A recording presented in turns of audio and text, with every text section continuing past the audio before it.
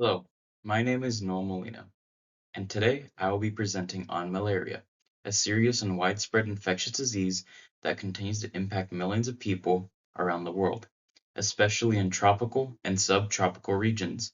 Malaria is caused by a parasite and is transmitted through the bite of infected mosquitoes, making it both a biological and public health concern.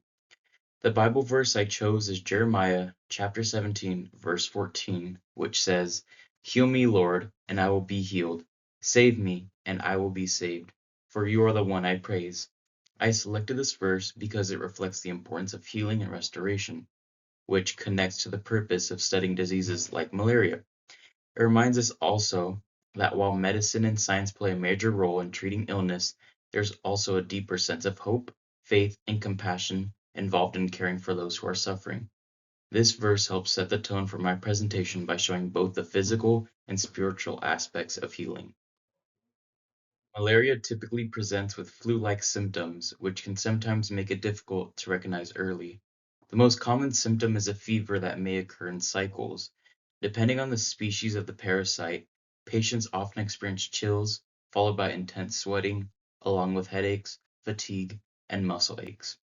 Gastrointestinal symptoms like nausea and vomiting are also common. As the disease progresses, malaria can cause anemia because the parasite infects and destroys red blood cells. In more severe cases, especially if left untreated, it can lead to serious complications such as confusion, seizures, and even organ failure, which can be life-threatening.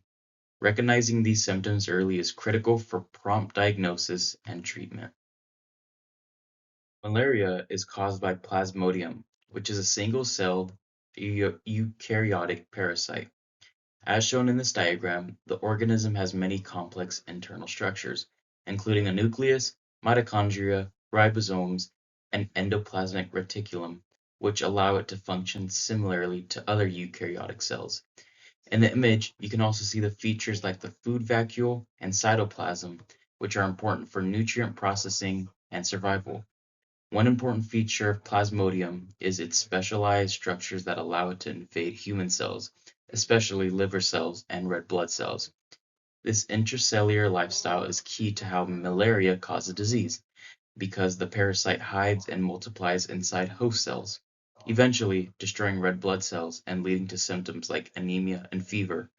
Understanding the structure shown in this diagram helps explain how the parasite survives, reproduces, and causes infection in the human body. Malaria pathogenesis begins when an infected mosquito injects Plasmodium parasites into the bloodstream. These parasites first travel to the liver, where they infect liver cells, also known as hepatocytes, and multiply. After this stage, the parasites are released back into the bloodstream as merozoites, where they invade red blood cells. Inside these cells, they continue to grow and reproduce until the red blood cells rupture. This cycle of infection and rupture is what causes the classic symptoms of malaria, such as fever and chills. The destruction of red blood cells also leads to anemia, which contributes to fatigue and weakness. In more severe cases, especially with Plasmodium falciparum, infected red blood cells can stick to the blood vessel walls, blocking circulation. This can lead to serious complications like organ damage, including effects on the brain, known as cerebral malaria. Malaria is a major global health issue, primarily affecting tropical and subtropical regions around the world. As shown in the map, the highest concentration of cases occurs in sub-Saharan Africa, where the climate supports mosquito breeding and transmission. According to global estimates, there are around 249 million cases of malaria each year, with approximately 600,000 deaths annually. The majority of these deaths occur in young children under the age of 5, making malaria one of the leading causes of death in this population. The spread of malaria is influenced by several factors, including warm climates, the presence of mosquitoes, and limited access to healthcare and prevention methods. Regions with fewer resources often have higher transmission rates and more severe outcomes. Malaria treatment primarily involves antimalarial medications, with artemisinin-based combination therapies, or ACTs for short, being the most effective first-line treatment. Early diagnosis and prompt treatment are critical because they significantly reduce the risk of severe complications and death. Prevention strategies focus on reducing mosquito exposure.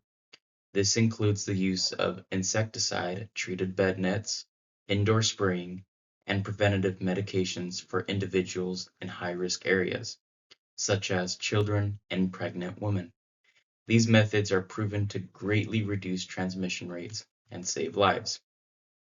From a Christian worldview perspective, these efforts show a strong call to serve and care for others. Preventing and treating malaria is not just about individual health, but about protecting entire communities from disease outbreaks. It reflects compassion, acts of service, and responsibility values that align with the idea of serving others and promoting the well-being of society as a whole. By supporting prevention and treating efforts, healthcare workers and communities actively live out these principles. These are the listed references I used on my presentation about malaria.